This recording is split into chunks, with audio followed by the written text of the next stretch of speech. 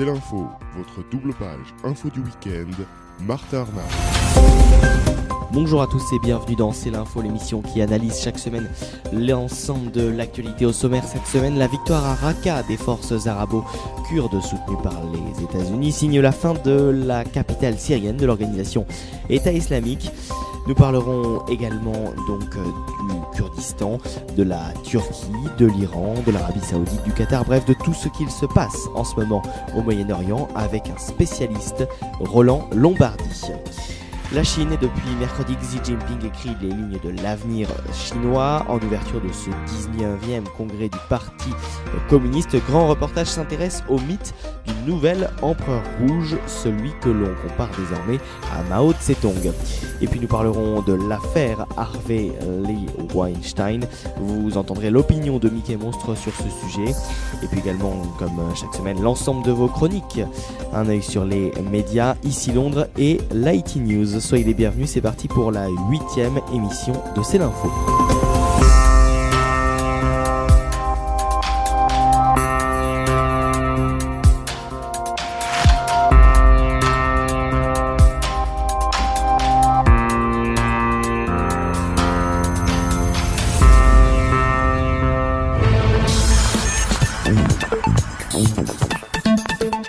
C'est l'info, l'invité de la semaine.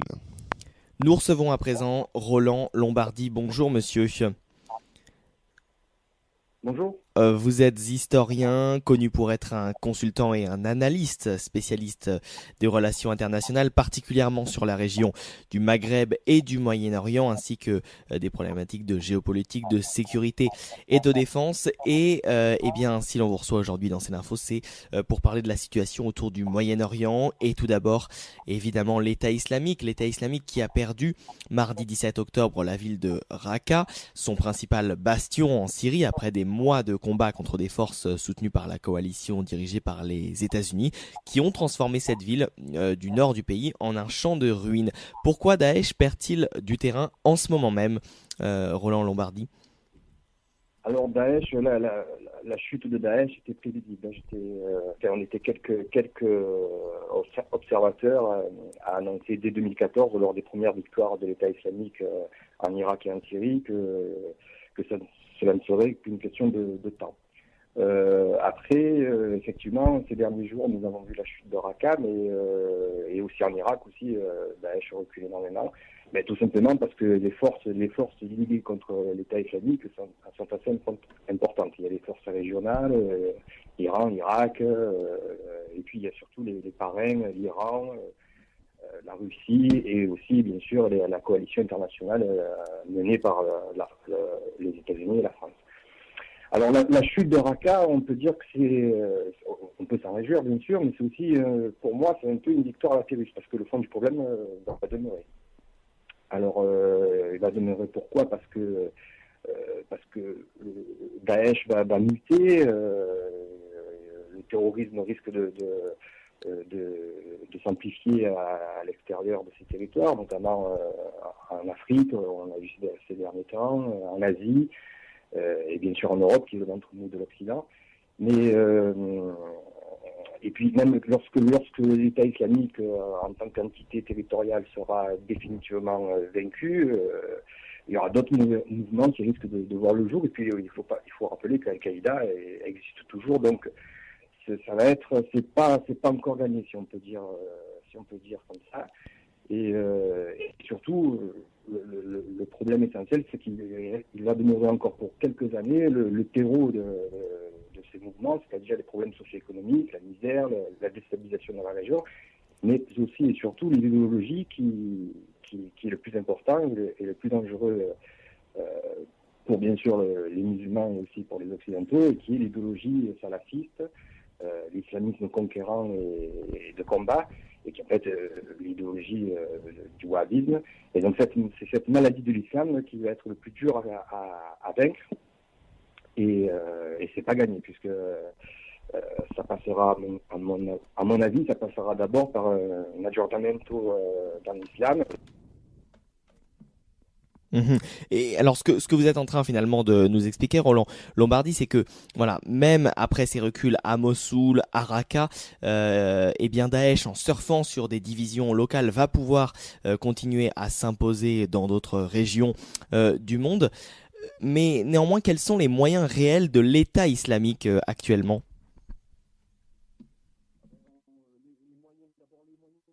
On a tout ce événement depuis quelques années. On sait que il y a eu beaucoup de sommes récupérées par l'État islamique, soit par les impôts, entre guillemets, l'impôt qui était plutôt du racket, les prises de banques comme à Mossoul, avec des millions de dollars tombés dans ses poches. Et au niveau les moyens humains, c'est-à-dire il y a encore, on le voit en Europe, certaines personnes qui sont séduites par le discours idéologique de tous ces mouvements, Daesh, mais aussi Al-Qaïda, et donc ça peut encore poser pendant encore un bon petit moment de gros problèmes. Et alors, pour gagner contre Daesh, faut-il mener la guerre sur un seul front? Les puissances occidentales et régionales impliquées dans le conflit devraient-elles définir Daesh comme leur ennemi numéro un? Oh, officiellement, c'est pas ce qu'on peut observer, mais tacitement, c'est ce qui se passe. Donc, oui, j'ai toujours dit que l'intervention musclée, l'intervention militaire était nécessaire, mais encore une fois, je reviens, c'est le fond du problème et l'idéologie qui est véhiculée par ce mouvement qui pose problème. Et alors justement, les territoires qui sont en train d'être repris par l'armée irakienne, mais aussi par Bachar el-Assad, quid voilà, de ces territoires? Comment ces terres vont-elles évoluer?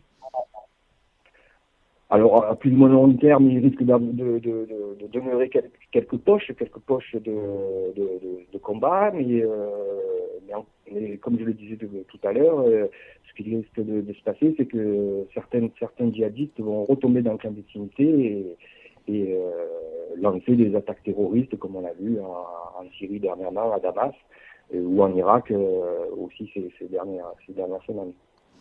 Alors après avoir parlé un petit peu de Daesh et de Daesh qui justement arrive dans le nord de l'Irak, la question kurde est finalement revenue sous les feux de l'actualité internationale depuis maintenant 3 ans. Les Kurdes, sunnites à 80%, sont alors apparus comme une des rares forces régionales déterminées à combattre le djihadisme, mais divisées entre mouvements concurrents et entre l'Irak, la Syrie, la Turquie et l'Iran, leurs voix contradictoires restent difficiles à déchiffrer. D'où vient, Roland Lombardi, la revendication kurde?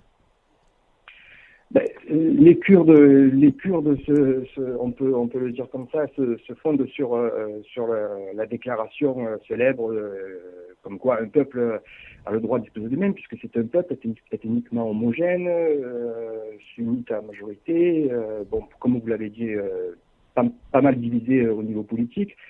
Mais voilà, c'est des revendications très anciennes et encore une fois, on s'aperçoit que les Kurdes sont de nouveau les victimes de l'histoire et de l'actualité, puisque ils sont les victimes du double jeu, de la lâcheté des grandes puissances qui se sont servis d'eux, justement, comme vous le disiez encore une fois, contre l'État islamique, puisque c'était le fer de lance et les troupes au sol si efficaces sur le terrain. Mais voilà, la réelle politique va reprendre le dessus, car en définitive, personne dans la région et les grandes puissances sont très ennuyées avec ça, ne veulent un Kurdistan indépendant, c'est-à-dire en premier lieu les Iraniens, les Irakiens, le régime de Bachar, les Turcs ne veulent pas d'un Kurdistan indépendant. Et puis, est-ce vraiment la bonne solution pour les Kurdes, puisque c'est un territoire enclavé, et donc c'est pas évident de trouver une solution définitive quand on sait qu'ils sont dépendants de l'eau turque et iranienne, le pétrole aussi, donc c'est délicat. Oui, mais alors toutefois, depuis désormais, donc depuis 2005, le Kurdistan est une région autonome d'Irak qui possède un gouvernement régional dont son président est Massoud Barzani. Et c'est de cette région autonome qu'a été organisé le 25 septembre dernier un référendum historique qui s'est soldé par une victoire écrasante du oui à l'indépendance. On est ainsi face à une succession presque logique d'événements, non? Oui, alors c'était normal, on peut dire, du point de vue du gouvernement kurde de déclencher ce référendum, vu la publicité qu'ont faite les Occidentaux sur les combattants Peshmerga qui ont aidé à combattre les djihadistes en Syrie et en Irak.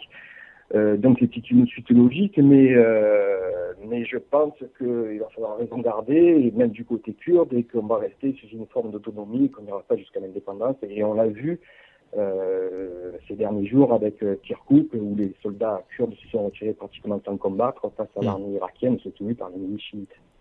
D'accord. 25 à 35 millions, hein, c'est le nombre de Kurdes que l'on dénombre sur un territoire donc qui s'étendrait sur un demi-million de kilomètres carrés. Dans le même temps, donc le président turc Recep Tayyip Erdogan, le président iranien Hassan Rouhani se sont rencontrés début octobre, visiblement pour aller à l'encontre des Kurdes. Pourquoi Turquie et Iran s'allient contre cette indépendance des Kurdes? Il faut d'abord rappeler que la Turquie et l'Iran sont les deux grandes puissances régionales. L'Iran, on l'a vu ces dernières années jusqu'à aujourd'hui, est en pleine réussite géopolitique, on peut dire, puisque tous ces objectifs sont atteints. Ils sont les grands gagnants de la guerre en Syrie et en Irak.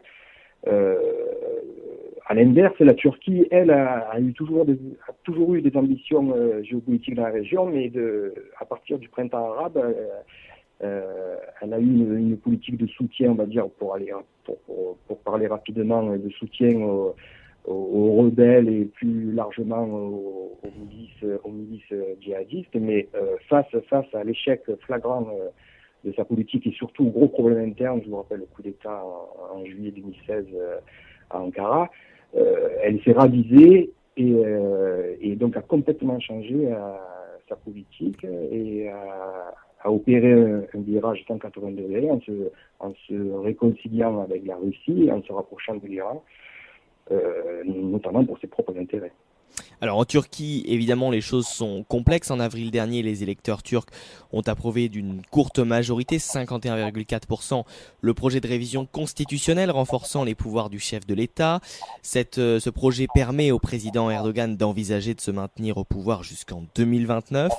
Plus récemment, le président turc a annoncé le lancement d'une importante opération militaire de l'armée syrienne libre dans la province d'Idlib avec l'appui de l'armée turque. Et dans le même temps, la Turquie entretient de complexes relations, que ce soit avec l'Union européenne qu'elle envie, la Russie et évidemment les États-Unis. Que veut réellement Recep Tayyip Erdogan et que veut surtout la Turquie? Oui, je rappelle aussi qu'elle fait partie, que c'est un membre de l'OTAN. Et membre de l'OTAN, évidemment. Un membre important de l'OTAN. Et elle veut sauver ses plumes, c'est-à-dire être un interlocuteur dans la région, puisque jusqu'à l'intervention, depuis l'intervention russe en Syrie et l'entrée de jeu de Moscou dans la région, il était en perte d'influence. Et donc c'est pourquoi il y a eu ce revirement de la part d'Ankara pour pouvoir encore une fois essayer de peser sur le cours des événements en s'accordant avec les Iraniens, en ayant des accords tacites avec le régime syrien et bien sûr avec Moscou. Et oui, c'est ce qui explique ce double langage, droit de l'homiste vis-à-vis de l'Europe et de l'Occident et l'islamiste radical à l'intérieur. Hein. C'est exactement ça. C'est exactement ça. Et bon, il ne faut pas se bercer d'illusions. Erdogan a repris en main depuis justement le coup d'État de 2016, a repris en main le pays. Il risque de l'avoir pour un bon moment. Et voilà. Donc c'est pour cela que justement face à ces problèmes internes, avec le problème kurde aussi que vous évoquiez tout à l'heure, et sa perte d'influence, il essaye de redevenir un acteur incontournable. Bon, il y a des canons dans les RSFN, et voilà, il est très affaibli. On rencontre sa force tout en sachant qu'il est affaibli sur le plan interne et sur le plan régional. Et c'est pour ça qu'on peut observer et assister à ce bouleversement d'alliance, à cette évolution dans les rapports entre les pays de la région. Et alors de nombreuses voix militaires en Turquie indiquent que la Turquie est un pays surmilitarisé et surarmé. Est-ce réel ? Ah oui, l'armée turque est, je crois, la deuxième de l'OTAN. D'accord. Si je ne dis pas de bêtises. Non, c'est une grosse armée très équipée par les Américains, justement. Et solide, c'est une armée efficace. Donc, c'est aussi un des leviers de ces nouvelles orientations diplomatiques. Et au Moyen-Orient, un acteur est de plus en plus présent sur cette scène qui bouge beaucoup. Depuis le début de la guerre en Syrie, la Russie a en effet renforcé son statut international. L'intervention militaire de Moscou en appui du gouvernement syrien, Moscou qui défend tout de même sa base navale de Tartous depuis la fin septembre 2015, ainsi que son rôle dans la relance des pourparlers de Genève en février 2016 et dans le cessez-le-feu qui en a découlé, en sont les deux principales manifestations les plus notoires. Ce niveau d'engagement élevé est tout de même venu contredire l'idée reçue d'un désengagement de la Russie post-soviétique du Moyen-Orient. Ah oui, absolument. Et on peut même dire à l'instant T, à l'heure où on se parle, que Vladimir Poutine est arrivé à réaliser tous les projets et les rêves géopolitiques des tsars et de l'Union soviétique, puisqu'actuellement la Russie, au Moyen-Orient comme au Maghreb, a atteint un niveau de leadership jusqu'ici absolument flagrant, quoi. Donc alors cela est dû à beaucoup de points, puisque là je ferai un parallèle avec la diplomatie française. La diplomatie russe, elle n'est pas basée sur des visions idéologiques, elle était basée sur le réalisme, la réelle politique. Et puis, non, elle n'était pas basée aussi sur... alors, bien sûr, la Russie fait de bonnes affaires au Moyen-Orient, mais ce n'était pas basé sur une diplomatie économique. C'était, à mon avis, c'était surtout basé sur... alors là, je rappellerai une phrase de Napoléon qui disait « Les pays font la politique de leur géographie ». Et ben là, je paraphraserai Napoléon en disant que les Russes font la politique de leur démographie. Je rappelle qu'il y a 20% de musulmans dans la population russe et que l'objectif principal, à mes yeux, était de contenir la montée de l'islam politique au Moyen-Orient, et pour cela, elle s'est appuyée sur des potentats locaux comme Bachar el-Assad en Syrie, comme Erdogan, dans une moindre mesure, puisque Erdogan est un islamiste, mais bon, comme au Caucase avec Kadyrov en Tchétchénie, avec le message clair et compréhensible par tous, et qui était: vous gérez vos pays comme vous voulez, mais nous, ce qu'on ne veut pas, c'est d'islamistes à nos frontières, puisque les frontières de la Russie sont très proches. Et donc voilà, donc basé sur ce paradigme, la politique russe s'est révélée cohérente et surtout efficace. Et en quelque sorte, la Russie a damé le pion ces derniers mois aux États-Unis dans ce dossier syrien, et s'affiche donc comme une alternative pour ces pays-là à la vision occidentale des relations internationales. Cependant, voilà, le fait que la Syrie soit active sur le dossier du Moyen-Orient suffit-il à prouver l'existence d'une stratégie plus globale au Kremlin ? Ah oui, clairement, puisque la Russie, en apportant son soutien contre vents et marées à l'ONU, contre les condamnations de la communauté internationale, en apportant son soutien au régime de Bachar, elle a prouvé sa fidélité. Et donc ça compte beaucoup au Moyen-Orient. Une parole, elle a donné sa parole, elle a tenu jusqu'au bout, et donc ça diffère un peu des positions occidentales, américaines et même françaises, qui sont souvent contradictoires, incohérentes. Et c'est un des principaux gains de la Russie, puisqu'actuellement la Russie, je le rappelle, parle à tout le monde. Elle est alliée de l'Iran, elle est alliée au régime de Bachar.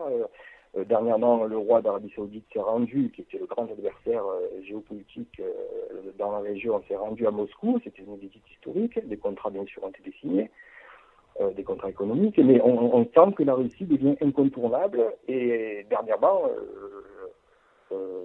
on le voit en Syrie avec Israël. Malgré et en dépit des alliances avec l'Iran, le régime de Bachar, on le dit peu, mais les rapports avec Israël sont très bons. Et en quelque sorte, la Russie est devenue le juge de paix de la région. Et encore une fois, c'est un exemple en Syrie, puisque le ciel syrien est russe et Israël se permet de bombarder quasiment, depuis ces quelques temps, quasiment quotidiennement, des bases ou des transferts d'armes du Hezbollah en Syrie en toute impunité, parce que les généraux des états-majors se consultent quotidiennement. Le Qatar à présent, Roland Lombardi, le 5 juin dernier, l'Arabie Saoudite, les Émirats Arabes Unis, Bahreïn, mais aussi l'Égypte et le Yémen ont annoncé la rupture de leurs relations diplomatiques avec le Qatar. Ces 5 pays ont aussi décidé de prendre des mesures drastiques pour isoler leurs riches voisins de 2,2 millions d'habitants qui se targuent de jouer un rôle régional et d'avoir été choisis pour organiser le mondial 2022 de football. Où ces tensions trouvent-elles leurs racines ? Alors, ce qui est un peu croquignolesque, pour y employer un mot à la mode, c'est que lorsque l'Arabie Saoudite, qui est à la tête des pays qui ont condamné le Qatar en juin dernier, accuse le Qatar de soutenir le terrorisme, c'est un peu comme le chameau qui se moque de la bosse du dromadaire, car on sait que l'Arabie Saoudite est le phare du totalitarisme islamiste sunniste, un des régimes les plus autoritaires, les plus obscurantistes et les plus rétrogrades au niveau religieux, sociétal dans le monde. Et donc ça fait, si c'était pas aussi dramatique, ça ferait sourire. Mais on en parle peu, mais ce qui s'est passé, c'est que le Qatar était très influent, notamment au début des printemps arabes, en soutenant les frères musulmans en Syrie, en Tunisie, enfin dans tout le monde arabe. Mais lorsque les Qataris ont été plus malins, puisqu'ils ont compris que dès l'intervention russe en Syrie, ils avaient perdu la partie. Donc eux, dès septembre 2015, ils ont compris qu'ils n'avaient pas les épaules pour jouer un rôle géopolitique et se sont consacrés à organiser notamment la Coupe du Monde 2022, la Coupe du Monde du foot en 2022, et aussi essayer de redorer son blason dans les opinions publiques occidentales qui avait été détériorée. Donc ça fait déjà un petit moment que le Qatar, lui, est sorti du jeu et a changé sa politique, comme je le disais tout à l'heure pour la Turquie, a changé sa politique depuis donc 2015. Et ce qui se passe avec l'Arabie Saoudite, c'est que, alors là aussi on en parle peu, mais à mon avis, il est en train de se passer quelque chose d'important. L'Arabie Saoudite, c'est une sorte de perestroïka, à mon sens, initiée par le fils du roi Mohammed Ben Salman, qui est clairement basé sur, là aussi, un revirement total de la politique saoudienne de ces dernières années et de ces derniers mois, et qui est une lutte contre l'idéologie radicale et l'islam politique. Alors là, il le fait notamment lui aussi par son échec, comme la Turquie et le Qatar, son échec de sa politique au Moyen-Orient.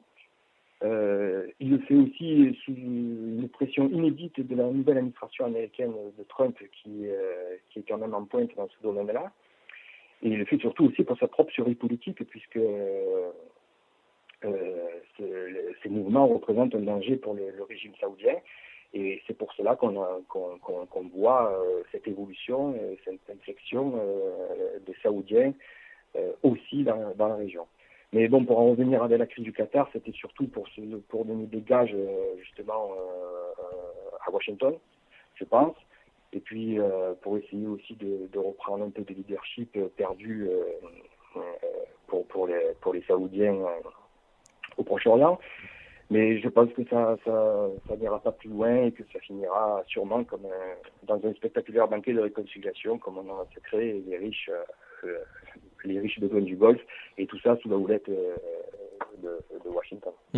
Alors justement, vous évoquiez il y a quelques secondes l'Arabie Saoudite, créée en 1932 sur une alliance politico-religieuse inédite. L'Arabie Saoudite est méconnue de l'Occident, vous le disiez, et elle suscite fantasmes et inquiétudes.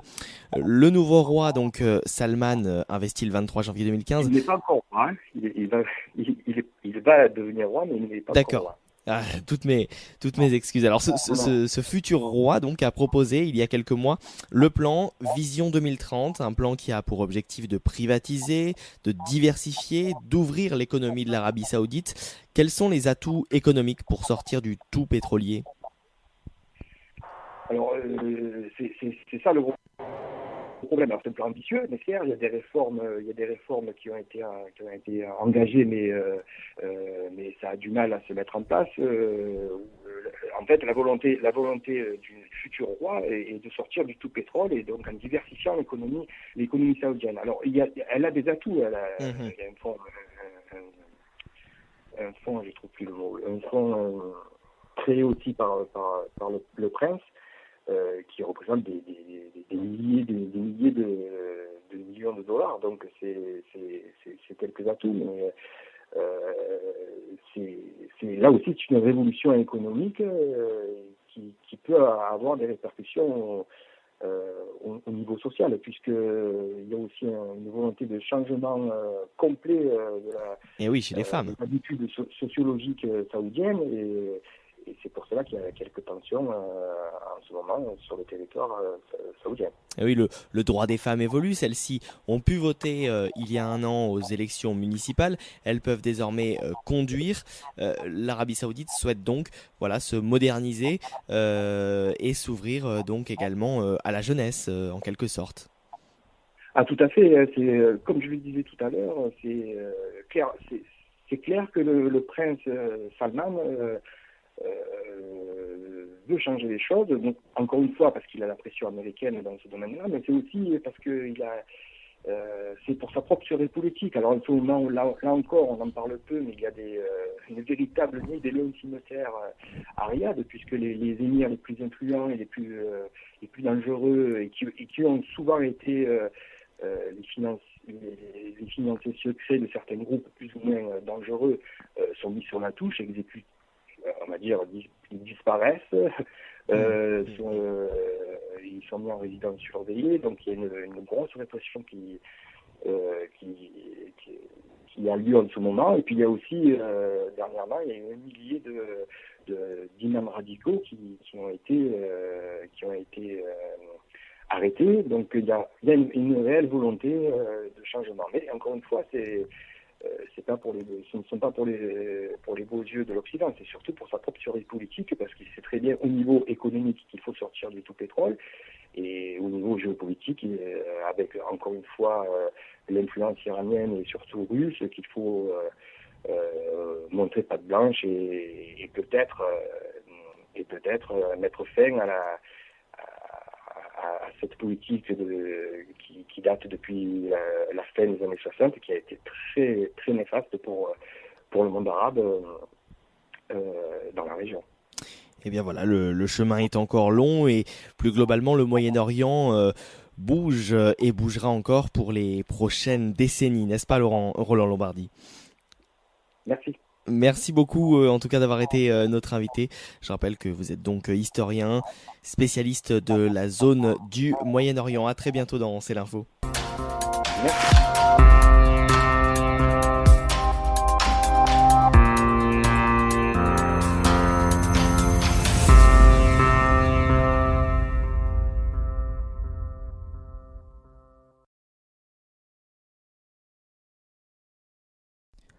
Tous les 5 ans, le rituel se répète à Pékin. 2300 délégués du Parti communiste se réunissent pour nommer une nouvelle équipe dirigeante. Le 19e congrès, qui débutait ce 18 octobre 2017, devait reconduire le secrétaire général et président chinois Xi Jinping pour un deuxième mandat. Mais qui est cet homme qui dirige le pays le plus peuplé du monde, surnommé le nouvel empereur rouge? Pour avoir accumulé autant de pouvoir que Mao Zedong, Xi est présenté par la propagande comme un enfant du peuple. Conformément au récit originel du parti, il puiserait ses forces dans les 7 années passées en exil forcé dans un village pauvre à 1 millier de kilomètres au sud-ouest de Pékin. Lanjiahe, un village aujourd'hui devenu un véritable lieu de pèlerinage pour les 89 millions de membres du Parti communiste. En tout cas, la vie du numéro 1 chinois est érigée en modèle pour toute la Chine et le culte de la personnalité bat son plein. Reportage de Heike Schmidt en Chine. Xi Jinping, cet homme discret et méconnu, a bâti sa légende dans le village de Liangjiahe. Cette légende est celle d'un jeune homme qui s'est retroussé les manches pour labourer la terre aux côtés de braves paysans dans une misérable campagne. Lorsque j'avais affronté des conflits ou des difficultés, ou lors d'une nouvelle mission, j'ai toujours pensé à mes frères, mes sœurs et mes villageois qui labouraient dur pour cultiver les champs et pour faire paître les troupeaux sur les collines de la Terre jaune du nord-ouest du Shanxi. Une expérience qui aurait permis à ce fils de l'aristocratie communiste de devenir un homme proche du peuple. C'est l'histoire d'un prince rouge dans la peau d'un paysan.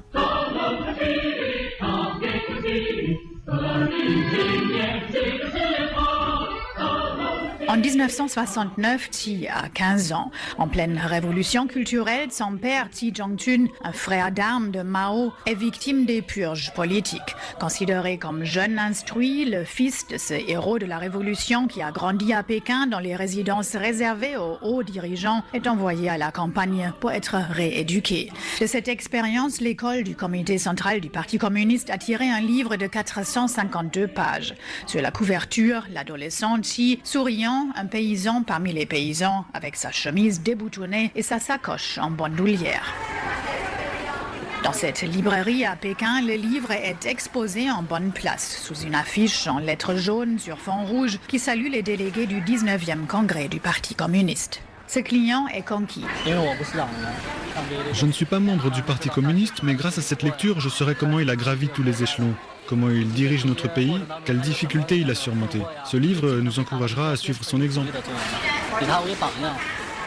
Un mois après sa sortie, le recueil de témoignages des paysans qui ont partagé la vie de Qi pendant son exil forcé s'est déjà vendu à 3 millions d'exemplaires, rapporte la presse officielle. L'historien Tan Hua croit connaître le secret de ce succès. Si ce livre se vend bien, c'est parce qu'il porte une énergie positive. Il raconte comment Xi a su préserver ses nobles idéaux en toutes circonstances. Et comme lui, chaque personne doit assumer une mission importante pour le bien de notre pays, notre société, notre famille. Ce livre transmet l'énergie positive aux jeunes pour forger leur destin et pour qu'ils acquièrent les mêmes talents, pour qu'ils poursuivent les mêmes nobles idéaux. La vie de Xi Jinping est érigée en modèle pour toute la Chine, se réjouit cette lectrice et fervente partisane du numéro 1 chinois. Je suis membre du Parti communiste. Nous organisons régulièrement des cours pour apprendre les citations les plus importantes du président. Je m'inspire aussi de la pensée de Xi pour éduquer mon enfant. Cela lui permettra d'être ancré dans un concept de valeur. Les enfants doivent être la fierté de la nation. Faute d'autorisation pour participer à l'un des cours organisés par le parti, nous partons alors sur les traces du nouvel empereur chinois, le livre à la main, direction le Shanxi, à 1 millier de kilomètres de Pékin. Première étape, Yan'an, ou la terre sacrée de la révolution chinoise, selon le jargon du parti. Car c'est ici que Mao s'est retranché avec ses partisans, dont le père de Qi, après la longue marche. C'était en 1935, avant la victoire de 1949. À 1h30 de route de Yan'an se trouve Liangjiahe, le village où le mythe fondateur Xi Jinping commence, niché sur le flanc d'un plateau poussiéreux de l'Eus, la Terre jaune.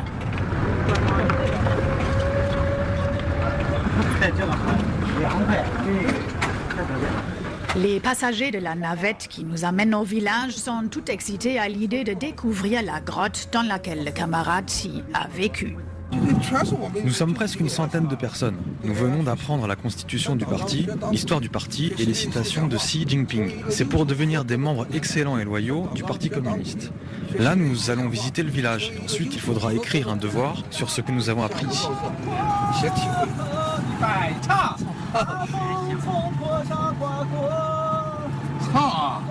Personne ne doit toucher à la légende si soigneusement bâtie du président chinois. Les agents y veillent farouchement. Un peu plus loin, des visiteurs entrent dans l'étroite grotte où Xi Jinping a dormi sur un matelas élimé, comme s'ils entraient dans un temple. Le regard fixé sur la photo du jeune Xi, cet homme ose répondre à nos questions malgré l'agent qui braque sa caméra sur lui. Xi était jeune, mais il pensait déjà au peuple, au futur de sa patrie. Je voudrais savoir comment il a vécu ici. Depuis qu'il est devenu notre président, il a contribué à notre pays et au monde. Son destin s'est forgé ici, à la base. Cette expérience lui permet aujourd'hui d'être au sommet pour développer la Chine. Je voudrais m'inspirer de son exemple pour être plus proche du peuple. Et j'appliquerai ce que j'ai appris ici dans mon travail. Yangtze est aujourd'hui un véritable lieu de pèlerinage. Des cars amènent des flots de visiteurs. Chaque jour, entre 1000 et 7000, rapporte en tout cas la presse d'État. Du pain béni pour les villageois, voici la version officielle. Les villageois ont pu déménager dans de nouveaux appartements. Ils vivent du commerce et entretiennent des vergers de pommiers et des fermes modernes. Ce village est devenu une base pour la formation des cadres et membres du Parti communiste et aussi le village du tourisme rouge. Le président est adulé ici. Souriant face à la caméra, il goûte au plaisir de ce bain de foule. Zhang Yifan, historien et fin connaisseur des coulisses du parti qui gouverne la Chine depuis 1949. C'est cette image qu'il veut véhiculer auprès des petites gens.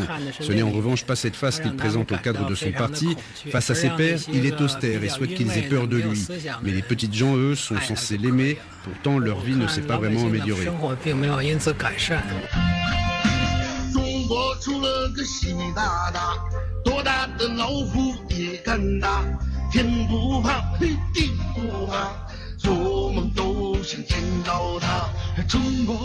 La propagande d'État fait son effet. Bon nombre de Chinois parlent de Xi Dada ou l'oncle Xi. Sur l'une des façades en pierre du village, on retrouve l'effigie de Xi au centre d'une fresque murale montrant la voie à des paysans éblouis, donnant l'impression qu'un culte de la personnalité est en train de naître. Vrai ou faux, Zhang Yifan.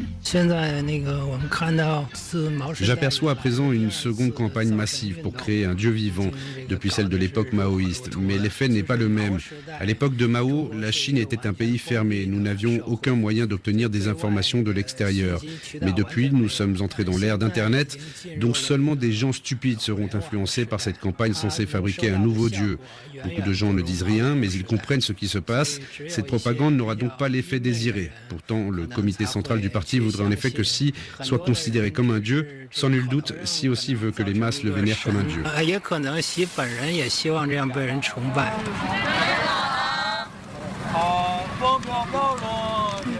À l'université de Yan'an, les étudiants apprennent à aimer le pays, le parti et son secrétaire général tout puissant. Et cela fonctionne.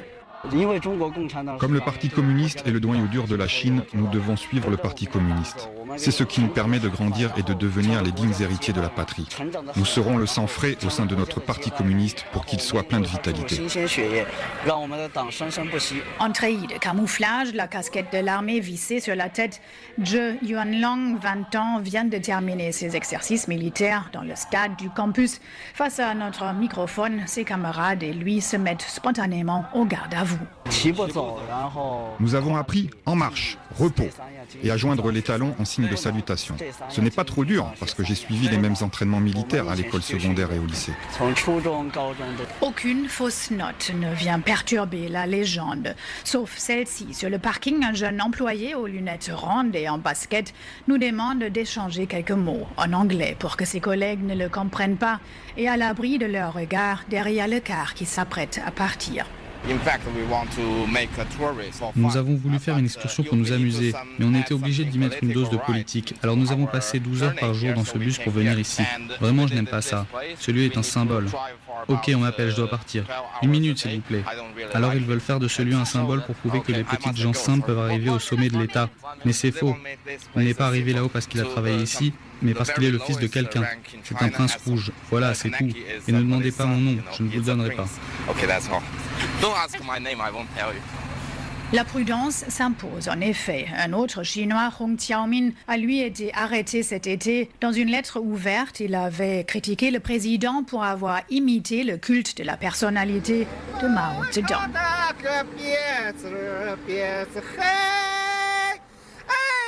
Xi Jinping ou le mythe du nouvel empereur rouge, un grand reportage de Heike Schmidt et de Hanno Owu. Réalisation Matthias Taylor. Voilà donc l'excellent reportage d'Heike Schmidt consacré à Xi Jinping ou le mythe du nouvel empereur rouge. À suivre dans quelques instants, nous appellerons notre correspondant Alexander Seal à Londres où l'inflation est au plus haut depuis 2012. En fin d'émission, vous retrouverez également Franck Payanav et Stanislas Mirocha pour l'actualité des médias et l'actualité des nouvelles technologies. Mais avant cela, nous retrouvons Mickey Mons dans quelques secondes pour Controverse et l'affaire Harvey Weinstein ou la chronique d'un scandale planétaire. Controverse. Bonjour Mickey Monstre. Bonjour. Cette semaine, vous nous parlez d'une affaire et d'une affaire qui a fait beaucoup de bruit sur la scène médiatique. Absolument. Un dieu est tombé de l'Olympe et le fracas de sa chute n'a pas fini de se faire entendre. Harvey Weinstein, 65 ans, producteur légendaire aux multiples succès, cofondateur de Miramax, fait chevalier de la Légion d'honneur en mars 2012 par Nicolas Sarkozy, bonne pioche Nico, un homme riche, puissant, couvert d'honneur, de gloire et d'argent, un homme au-dessus de tout soupçon. Pas vraiment, non. Depuis des années, il y avait des rumeurs de choses bizarres, de pression, d'attouchements ou même de viols dont certains auraient eu lieu il y a plus de 30 ans. Mais tout le monde se disait que cela ne pouvait venir que d'actrices en manque de talent et jalouses. Alors était-ce le cas ? Non, les choses ont pris un tour beaucoup plus vertigineuse pour le producteur. À partir du jeudi 5 octobre, le New York Times a publié un article qui détaille par le menu des dizaines d'années d'accusations d'harcèlement sexuel dont notre Apollon du 7e art serait l'auteur.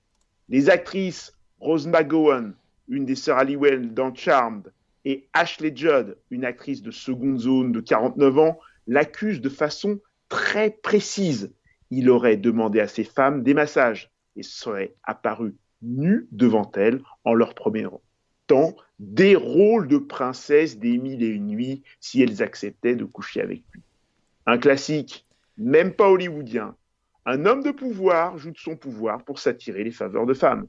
Cela existe aussi dans d'obscures administrations ou de grandes entreprises et cela porte le doux nom désuet de droit de cuissage, un reliquat du Moyen-Âge. Oui, alors s'est-il passé d'autres choses ? Oui, ce même jeudi, Weinstein présente des excuses maladroites en demandant pardon car il comprend qu'il a fait beaucoup de mal et se met en congé sine die pour travailler avec un thérapeute. Il pense certainement que cela suffira pour fermer le banc. Lourde erreur. Cette phrase l'accuse et signe le début de la curée.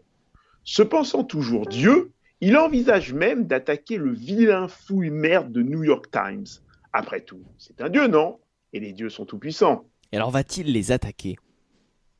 Il n'en aura pas le temps.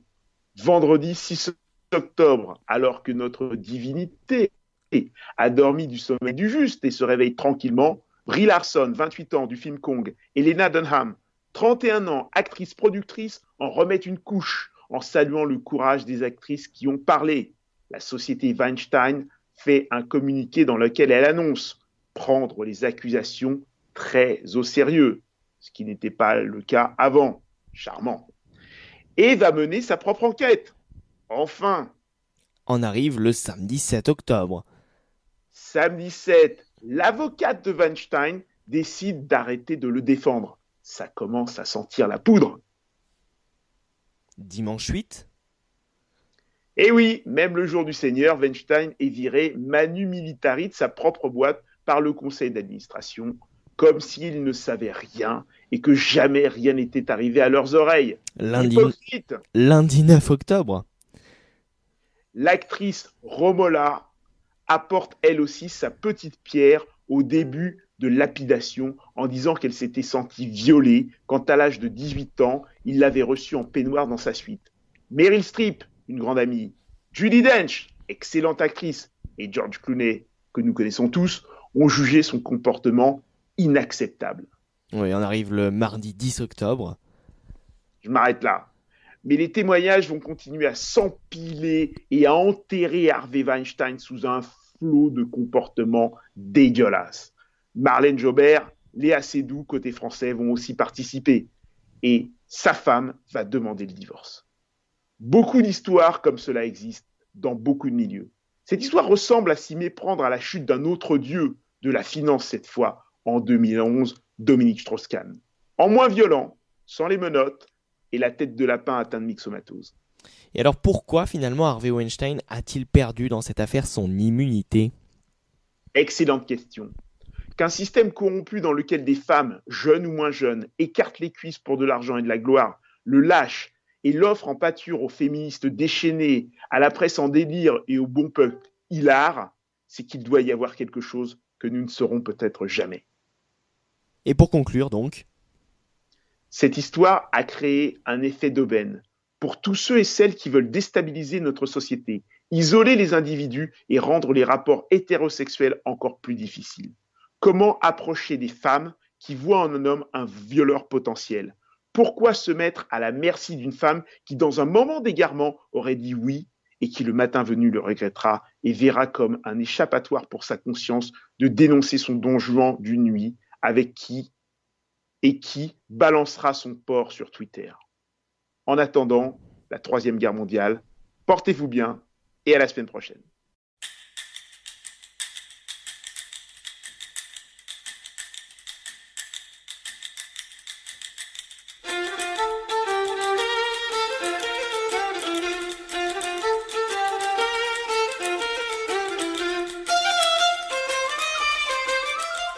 Ici Londres. Ici Londres, et nous appelons tout de suite notre correspondant à Londres, Alexander Seal, comme chaque semaine dans C'est l'Info. Bonjour Alexander. Bonjour Martin. Aujourd'hui nous parlons économie. Le taux d'inflation a atteint 3% en septembre au Royaume-Uni, son niveau le plus élevé depuis avril 2012 selon les chiffres publiés par l'Office national de la statistique. Une statistique justement conforme aux attentes des économistes et qui confirme le scénario d'une probable prochaine hausse des taux. Pourquoi une telle inflation, Alexander ? Parce qu'il y a une incertitude après le Brexit, après la décision de quitter l'Union européenne le 23 juin 2016. Et donc, l'inflation a atteint 3% pour la première fois en 5 ans. Et alors justement, cette inflation a une conséquence sur votre niveau de vie à Londres, Alexander ? Bien sûr, bien évidemment. Parce que j'ai constaté dans les magasins que le prix des aliments, de la nourriture, par exemple le prix des loisirs, des livres et des jeux, par exemple, coûte plus cher qu'il y a peut-être 2 ans. Donc tout a augmenté ici en Angleterre. Oui. Et donc voilà, parce que je l'ai constaté dans les supermarchés très récemment. Et alors justement, quelles sont les solutions envisagées par la Banque d'Angleterre et son gouverneur, visiblement anti-Brexit ? Oui, donc d'abord la Banque d'Angleterre n'est pas aveugle à la situation. D'ailleurs, une porte-parole du Trésor britannique a dit qu'il comprend les familles qui ressentent les effets de cette inflation et il a dit que nous les aidons pour leurs dépenses courantes. Et aussi, bien sûr, le gouvernement britannique a rappelé avoir gelé les taxes sur l'essence, par exemple, augmenter les aides de prise en charge de la petite enfance, ou réduire l'impôt sur le revenu et augmenter le salaire minimum. Donc il y a une grande incertitude ici au Royaume-Uni. Et tous les hauts ténors de la finance britannique qui sont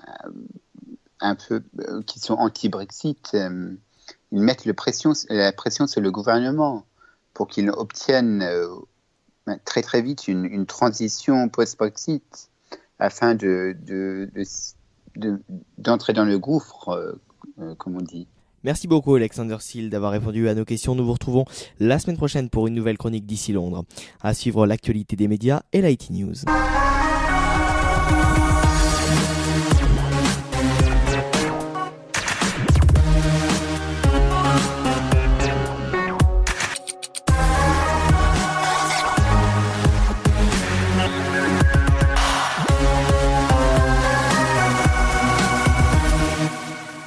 L'actualité des médias. Un œil sur les médias, toute l'actualité média de la semaine avec Franck.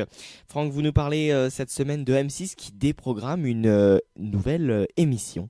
Beaucoup d'actu médias cette semaine et on va commencer dès maintenant avec l'affaire Gilbert Rozon et M6 qui a décidé de déprogrammer La France, un incroyable talent. Concrètement, qu'est-ce qu'il se passe pour le juré canadien ? Il est accusé par la police de Montréal d'avoir agressé sexuellement 9 femmes qui ont témoigné cette semaine devant donc la police, et du coup M6 a préféré déprogrammer le talent show qui est prévu d'être lancé le 26 octobre prochain, c'est-à-dire la semaine prochaine, une 12e saison donc, qui n'apparaîtra pas de suite à l'écran. En attente de savoir ce qu'il va se passer pour Gilbert Rozon, la 6 a décidé de déprogrammer donc son programme et de diffuser à la place des programmes notamment Recherche, Appartement ou Maison. M6 donc qui ne devrait pas maintenir mission pour le moment, comme je disais, c'est en attendant de voir ce qu'il se passe pour le juré canadien.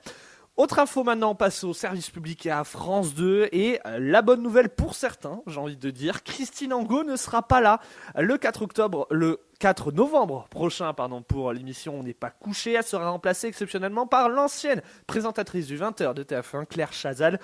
L'auteur assure actuellement la promotion de son livre et sera aux États-Unis et donc ne pourra pas être disponible pour le tournage. Yann Moix, quant à lui, sera toujours en plateau et donc à ses côtés la présentatrice actuellement de Entrée Libre qui est diffusée tous les jours sur France 5 aux alentours de 20h30. Une nouvelle chaîne va arriver en France, vous le savez peut-être, il s'agit de la chaîne russe Russia News qui s'appellera RT France. Pour l'occasion, la patronne de la chaîne version française, Ksenia Fedorova, a répondu aux questions du Figaro. Concrètement, elle a développé un petit peu ce qu'on pourra retrouver sur cette chaîne. Ce sera une chaîne diffusée bien sûr 24 heures sur 24, tournée non loin des locaux de Canal+ et de TF1 dans un énorme pôle média, donc ça est à Boulogne-Billancourt.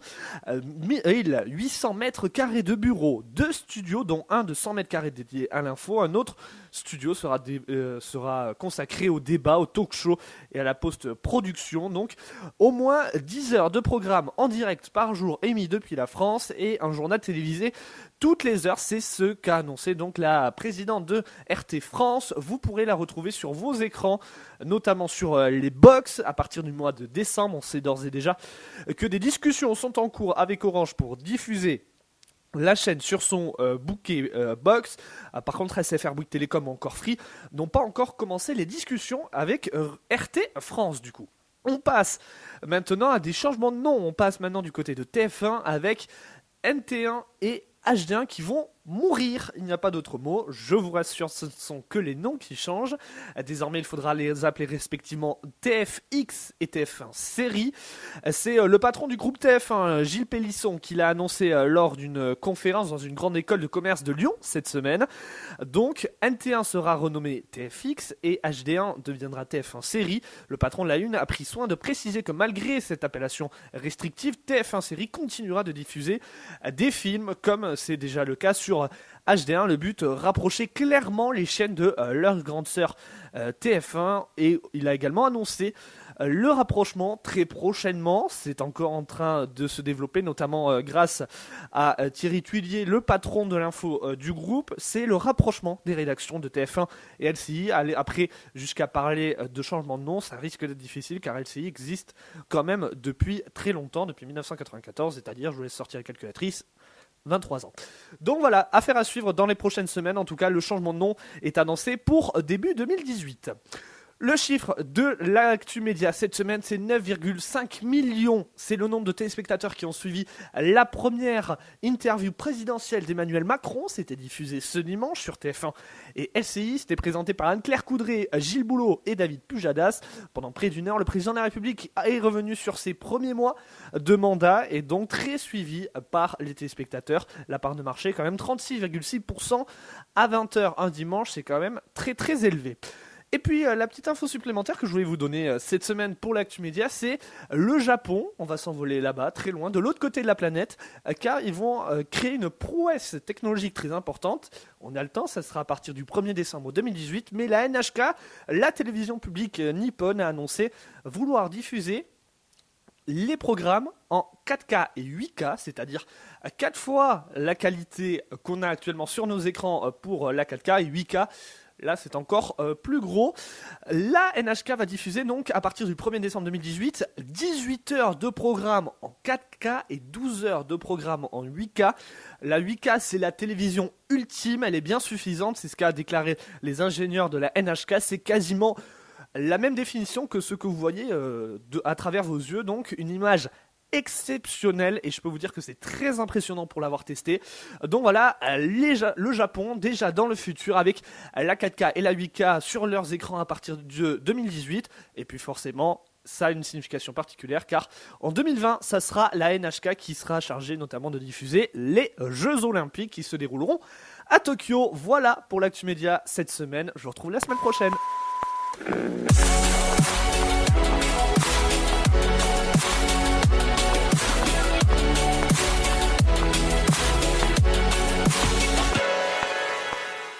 IT News, toute l'actualité des nouvelles technologies, Stanislas Mirocha.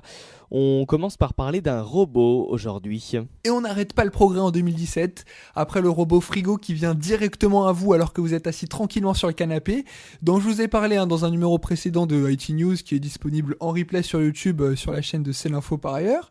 Eh bien vous pourrez y rester assis plus longtemps dans votre canapé grâce à Effie. Vous ne le connaissez pas mais il va devenir très vite indispensable pour vous. En effet, Effie est un robot qui repasse vos vêtements à votre place. Excite la corvée du repassage, ce robot de la taille d'une petite bibliothèque peut repasser 12 vêtements à la fois. En fait, vous disposez vos vêtements sur des cintres modulables en fonction de la taille du vêtement. Vous mettez les cintres sur une tringle qui dépasse du robot et en fait, les vêtements vont passer dans le robot qui va les repasser. Puis, les vêtements vont ressortir de l'autre côté du robot. Mais ce n'est pas tout. Car en plus de les repasser, Effie peut sécher vos vêtements, éliminer les mauvaises odeurs, mais aussi manipuler les vêtements délicats sans craindre qu'ils ne se déforment. Et petit gadget en plus, ce robot peut être commandé avec une application mobile et l'on peut aussi commander des parfums pour ses vêtements. Effie sera vendu aux alentours de 900$. Alors Martin, est-ce que vous allez l'acheter Effie ? Disons qu'à vrai dire, je préfère quand même économiser pour partir en voyage l'été prochain par exemple. Eh bien ça tombe bien, car je vous emmène dans un endroit où personne n'est jamais allé et où peut-être personne n'ira jamais. Je vous emmène sur Cérès. Est-ce que vous savez où c'est ? Non, absolument pas. Alors Cérès, c'est la plus petite planète naine du système solaire. Elle est située à 413 690 250 km de la Terre. Donc autant dire en fait qu'elle est juste à côté. Et comment je vous y emmène ? Eh bien grâce à Google Maps. En effet, Google Maps offre désormais la possibilité d'observer d'autres planètes en ne bougeant pas de son navigateur internet. Ainsi, j'ai pu me balader tranquillement sur Mars, Pluton, Rhea ou encore dans la Station Spatiale Internationale. Et oui, j'ai le temps maintenant que je ne repasse plus. Ce qui est vraiment sympa, c'est que l'on peut voir les noms des différents cratères de chaque planète. C'est assez amusant, mais la qualité des images reste quand même perfectible. Mais en tout cas, c'est une très bonne initiative de la part de Google. Et bien voilà. Merci beaucoup Stanislas Mirocha, c'était la IT News, toute l'actualité des nouvelles technologies. On vous retrouve bien évidemment dans les prochaines émissions de C'est l'Info. À très vite.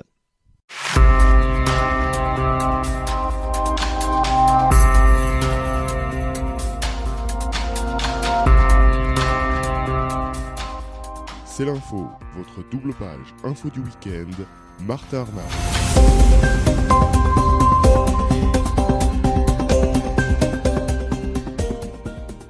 Et bien voilà, c'est déjà la fin de cette émission. Merci à tous et toutes de nous avoir suivis. Nous vous retrouvons bien évidemment la semaine prochaine, toute l'équipe, pour de nouvelles actualités. N'oubliez pas le site www.c-l'info.fr pour suivre en temps réel, au jour le jour, heure par heure, seconde par seconde, l'ensemble de l'actualité en France et à l'international.